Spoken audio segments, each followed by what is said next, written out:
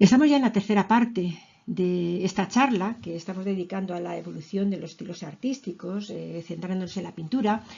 Es una charla, una conferencia, la verdad es que es en donde se mete muchísimo contenido en muy poco espacio, es decir, es un resumen, una síntesis, y como todas las síntesis, tiene por una parte la virtud de que, de que se puede ver de manera global aquellos aspectos más esenciales que han ido interviniendo en la evolución de estos estilos, pero también tienen como inconveniente en que dejamos de lado aspectos también muy relevantes y que han tenido mucho que ver en esos cambios, en esas modificaciones y en esta evolución. Pero bueno, eso es lo que tienen los resúmenes. Entonces vamos a seguir hablando del Quattrocento florentino. Vamos a seguir hablando de pintores tan conocidos como Ghirlandaio, Botticelli y Perugino, que han asimilado las aportaciones de esos grandes primeros quattrocentistas, como son Brunelleschi, Masaccio, Donatello, y van a seguir evolucionando y desarrollando el arte. En continuidad vamos a pasar ya del siglo XV al siglo XVI, vamos a estar en ese Cinquecento, en lo que llaman el Alto Renacimiento, con los cuatro principales artistas, que son Leonardo da Vinci, Miguel Ángel, Rafael y Tiziano, que van a llevar el arte a sus más altas cotas, con esos objetivos de conseguir la belleza, la proporción, las armonías, y fundamentalmente para representar un mundo en toda su ideal perfección. Hay muchos, y a partir de ahí ya Florencia es una especie como de burbujeo total y constante de innovaciones, de innovadores. Artísticamente es que es el germen prácticamente de casi todo lo que va a venir después. Y me detengo simplemente en algunos de los muchísimos artistas del Quattrocento en los que podíamos detenernos. Simplemente es para ir avanzando y ver más o menos qué cosas se van aportando. Tenemos a un Domenico Ghirlandaio, que tenía un taller importantísimo en Florencia, que además se van a especializar mucho en los frescos. Simplemente os traigo esto, que es la adoración de los magos. Estamos ya en un Quattrocento muy avanzado, en el año 1485, en donde, bueno, qué diferencia con todo lo que podíamos haber visto en el siglo anterior, ¿no? Aparece entonces, aquí ya sí que aparece un paisaje profundo, en donde las diferentes figuras se van insertando en los tamaños concretos, en los tamaños que les corresponden, se van insertando en este paisaje que viene desde lejos, viene esta especie como de cabalgata, y en donde vienen los pastores con sus carros, de partes yo creo que también vienen los magos. Entonces, bueno, se van acercando en esa lejanía profunda que ya se sabe hacer. Es decir, a partir de ahora estos artistas de los que vamos a hablar empiezan a dominar esos instrumentos, empiezan a dominar la perspectiva, empiezan a dominar la anatomía, empiezan a dominar lo que es las formas. Los paisajes que están representando son paisajes naturalistas, en el sentido de que ellos observan y botánicamente empiezan a identificar una planta a otra. Esta flor que tenemos aquí, estas florecitas que tenemos en esta parte de la derecha, son flores que lo podíamos identificar botánicamente con cosas que existían.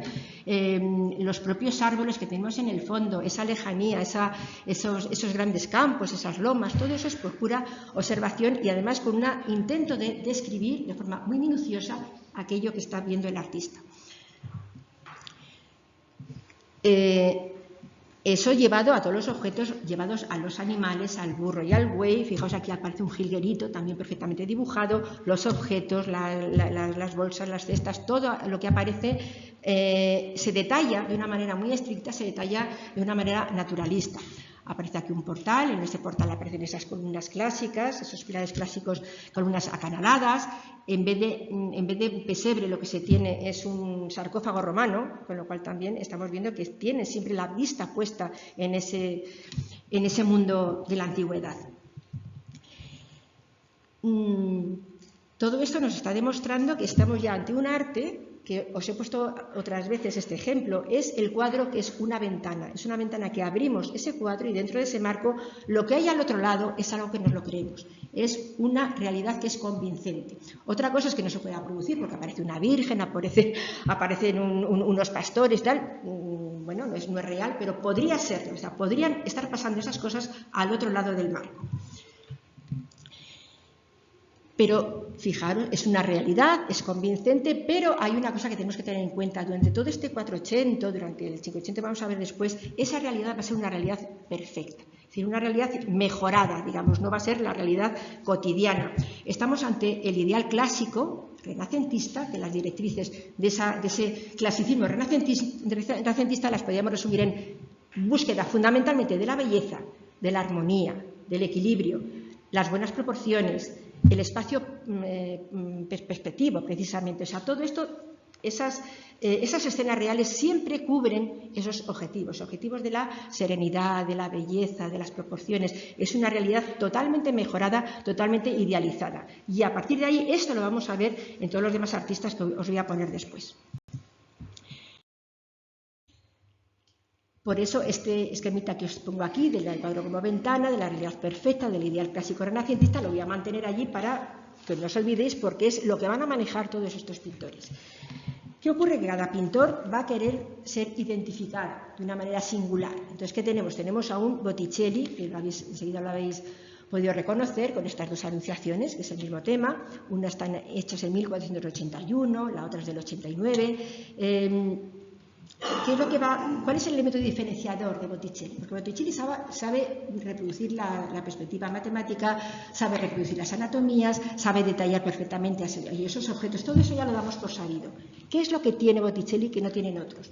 Bueno, pues tiene esa elegancia de línea, tiene esa belleza expresiva que se basa en esas líneas curvas que se van encadenando de los propios mantos, de las propias vestimentas, de los propios cabellos, esa forma de recrear la belleza femenina con esos pelos casi pelirrojos. Acordaos la Venus, por ejemplo, de la Venus del nacimiento de Venus, en donde esos pelos se ensortijan, van así creando un encadenamiento de curvas y de contracurvas. Esa levedad, en donde casi parece que flotan, parece casi que no tienen peso. Eso es lo que está aportando Botticelli, eso es lo que identifica los cuadros de Botticelli, que enseguida podemos decir que son de él. Pietro Perugino, otro pintor importante, cuatrocentista. Pietro Perugino está muy enlazado con las primeras obras de Rafael, porque Rafael también pertenece a Urbino y Perugia, están muy cerca. Esto es un cuadro que además está en la Capilla Sixtina, de esos paneles laterales que hace Sixto IV. Pues este es un cuadro que es la entrega de llaves a San Pedro. ¿Qué es lo que aporta? O sea, ¿cuál es la identificación? ¿Cuál es el sello de identidad de Perugino? Pues es otro diferente al de Botticelli. Tenemos esos cuadros enormemente simétricos, con una simetría totalmente absoluta, en donde aparecen en friso, aparecen estos tres planos muy diferenciados, con ese punto de vista, esa línea horizonte, ¿acordáis? Muy alta. Fijaos, la línea horizonte la tenemos por aquí para poder desplegar todo ese espacio, en donde aparece como en friso, como si fuera un friso, pues la entrega de llaves a San Pedro, aparecen todos los apóstoles, todos en actitud, fijaos, en contraposto, son súper elegantes. Casi todas las imágenes tienen el rostro muy parecido, porque son inexpresivos, porque están representando la belleza plena. Entre ellos se mezclan algunos ciudadanos que son florentinos y que además están florentinos o romanos, y que además están vestidos con las vestimentas contemporáneas, y que sí que se ve que son retratos. Pero aparece este primer plano, aparece un segundo plano donde son dos escenas que también hacen alusión a dos escenas bíblicas, los edificios perfectamente simétricos enfrente, el templo de Salomón a un lado y a otro, estos dos arcos romanos, el horizonte que se pierde todavía en esa lejanía. Todo esto nos habla de esa serenidad, de ese equilibrio, de esas líneas horizontales. Esto es Pietro Perugino. Los artistas, siguen, hay muchos artistas que podríamos seguir nombrando, pero ahora vamos al Cinquecento, vamos a saltar ya de época, estamos ya en el siglo XVI, con un Leonardo da Vinci que va a producir precisamente ese cambio. Y en el Cinquecento me voy a fijar en los 4 grandísimos artistas que van a llevar esos ideales clásicos renacentistas que os acabo de comentar, los van a llevar hasta el sumum, hasta lo más alto. Y empezamos por este cuadro, el de Santa Ana, la Virgen y el Niño, de Leonardo da Vinci, porque estos artistas que os voy a comentar yo, este Cinquecento, lo que van a hacer va a ser seguir experimentando. O sea, dentro de ese marco, de objetivos, van a experimentar con diferentes recursos artísticos para conseguir todavía más próxima esa realidad que se percibe en nuestros ojos. ¿Qué es lo que va a hacer Leonardo da Vinci? Bueno, pues Leonardo da Vinci va a aportar algo esencial, bellísimo además, que es la perspectiva atmosférica. Es decir, va a hacer que esos paisajes, esos fondos de perspectiva, exista aire entre ellos. Es decir, que a través de ese volumen de aire los fondos cambian de cromatismo, de los ocres van a los azulados, hay menor definición en las cosas que están muy alejadas. Eso es algo que nosotros podemos observar. Cuando vemos las montañas muy alejadas, podemos ver a lo mejor el perfil, pero no podemos distinguir lo que hay, el detalle. Si os acordáis, cuando hemos visto lo de Ghirlandaio, que se aparecía un paisaje lejanísimo, bueno, pues veis que todo está definido. O sea, los últimos planos tienen la misma definición que tienen los primeros. Y lo que está aportando Leonardo da Vinci es esa perspectiva atmosférica, ese ambiente, esa calidad de atmósfera que nos hace que nos metamos en algo que podemos identificar todavía mejor con esos grandes paisajes profundos. Y nos hace también esa gran aportación que es la del sfumato. ¿Por qué? Porque Leonardo da Vinci, que es un gran científico, fundamentalmente, más que pintor, es un científico, se da cuenta que realmente hay muy pocas líneas en el cuerpo humano. Muy pocas líneas. Realmente lo que son es el cambio de la luz a la sombra. Nuestra nariz no es una línea, es un cambio entre diferentes luces. El brazo, si veis, es que no hay líneas por ninguna parte, todo es el paso de la luz a la sombra en esa secuencia infinitesimal en donde se va degradando un color para llegar al otro o se va degradando una luz para llegar a la otra. Y eso es el esfumato. El esfumato es prescindir de esa línea de contorno y utilizar entonces ese difuminado, esa especie de cambio de luces y sombras que realmente es lo que él sabe que existe de verdad, o sea, lo que él puede observar de manera también práctica. Bueno, pues esto es lo que nos está aportando Leonardo da Vinci. Una aclaración respecto al esfumato de Leonardo que acabamos de comentar. Cuando un pintor anterior a Leonardo pintaba estas figuras, por ejemplo, pues para pintar el brazo establecía una línea de contorno que iba bordeando el brazo por un sitio y por otro, establecía una línea también para definir el hombro, para definir el óvalo de la cara, para definir las cejas, los ojos. Y Leonardo, que tiene esa mente tan analítica, esa mente tan científica, observa que el cuerpo humano no tiene aristas vivas, el cuerpo humano está lleno de superficies redondeadas y para aproximarse a esa percepción real de esas superficies curvas que van formando los brazos, los hombros, los óvalos de la cara, va a sustituir la línea precisa y concreta por ese sutil paso de la luz a la sombra, indefiniendo, por tanto, difuminando un poco esos contornos, porque es lo que realmente se percibe. Eso es el esfumato de Leonardo. Seguimos con nuestro esquemita que no cambia y llegamos a Miguel Ángel. Bueno, Miguel Ángel, en esa bóveda de la Capilla Sixtina, en donde está dibujando cuerpos desnudos, masculinos, jóvenes, atléticos, de una belleza enorme. Fijaos este Adán con esa enorme elegancia cuando está aproximando la mano a la mano de Dios. Utiliza también las mujeres de Miguel Ángel, sabéis que son más corpulentas, pero también con esa exactitud de anatomía, porque Miguel Ángel, si recordáis, en Florencia tuvo la posibilidad de diseccionar cadáveres. O sea, el conocimiento que tenía Miguel Ángel de la anatomía humana era directo. Había dibujado todo, sabía los músculos, los tendones, sabía todo lo que había detrás, sabía cómo se movía el cuerpo humano y eso lo puso en práctica en estos espléndidos desnudos que, como decía, están en el momento más bello, el momento más vital.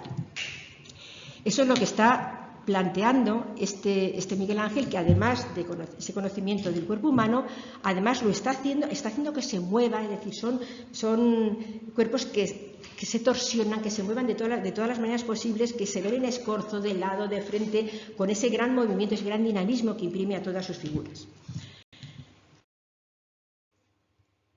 Llegamos a Tiziano, vamos allá a la época, al campo veneciano.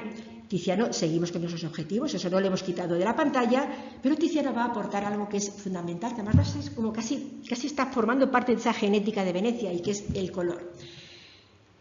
Tiziano va a hacer que sus cuadros, fundamentalmente, la composición y toda la geometría y toda la verdadera estructura compositiva se base fundamentalmente en el color. Aquí en la Madonna de Pesaro es muy fácil ver cómo, digamos, entre los colores primarios de amarillo, rojo y azul, como hay una cadencia y un entrelazamiento que hace que estas figuras centrales realmente focalicen toda la composición. Si cambiáramos los colores no se entendería tan bien, no sería tan efectivo este cuadro, ¿no? Y fundamentalmente el color es el que compone, el color es el que incluso hace desaparecer la línea. El color aparece en sustitución de una línea de contorno también, ¿no? Ese es el color. La forma, la luz y el color van a protagonizar esta escuela veneciana liderada por Tiziano frente a la línea que va a representar a esa escuela florentina y a esa escuela romana posteriormente. Y por último nos falta el cuarto, nos falta Rafael. Rafael además va a coincidir en Florencia, va a coincidir con Leonardo da Vinci y con Miguel Ángel en el mismo año. Les van a encargar a los dos unos frescos en el Palazzo Vecchio y es cuando Rafael, muy jovencito, aparece por allí. Es decir, tiene contacto directo con los dos maestros y Rafael es alguien que es muy afable, es alguien que además es una pura esponja de absorber absolutamente todos los conocimientos de los maestros, que además los valora enormemente, y consigue entonces hacer esa síntesis entre la obra de Leonardo, la obra de Miguel Ángel, y además aportar su sello personal. En la Escuela de Atenas tenemos este magnífico fresco que está en las estancias vaticanas, en donde ya esa composición es puramente rafaelesca, ¿no? Si vamos a cuadros de pequeña devoción, pues esta imagen de la Madonna de la Silla, fijaos como ya no tiene nada que ver con las iconografías que se estaban manejando. Del estudio de Rafael salen muchísimas Madonas. Esto sí que podríamos hablar de una Madonna de la Ternura, por ejemplo, con esa Virgen que está abrazando a su niño, ¿no? En una composición totalmente nueva. Bueno, pues hemos dado un repaso a estos grandes maestros, a Miguel Ángel, a Rafael, a Leonardo, a Tiziano.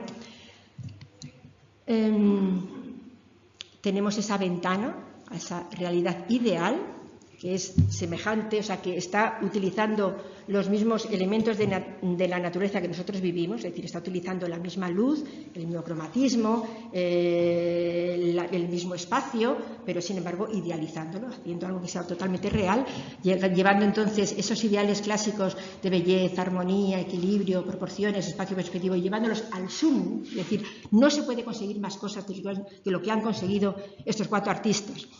Es decir, ¿qué queda? ¿Qué queda por hacer? O sea, ya no se puede avanzar más. El artista puede seguir haciendo escenas, pintando cuadros, pero no van a aportar mucho más, porque ya se ha aportado todo. Y en ese momento, cuando ya vemos ese sumum, esa especie como de cenit de la pintura, nos cae como una losa una frase que dice Leonardo da Vinci: infeliz el discípulo que no supere a su maestro. Y ahí los artistas se quedan planchados. Dicen, ¿qué podemos hacer más?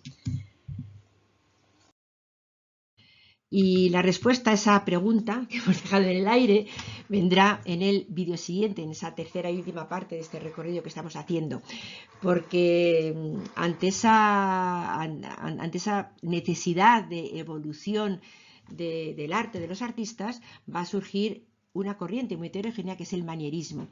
Una corriente que además la van a iniciar ni más ni menos que dos de los grandes artistas que han logrado llegar a ese cenit del que acabamos de hablar, del clasicismo renacentista, como es Miguel Ángel y Tiziano, y al que luego le van a seguir muy contentos por poder seguir inventando otros artistas posteriores como el Parmigianino, el Pontormo.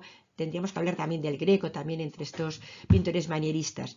Y también vamos a ver al final de esta exposición, vamos a ver cómo esa alegría de experimentar, de innovar, pues se va a ver truncada de forma brusca por la aparición del Concilio de Trento ya en el 1563.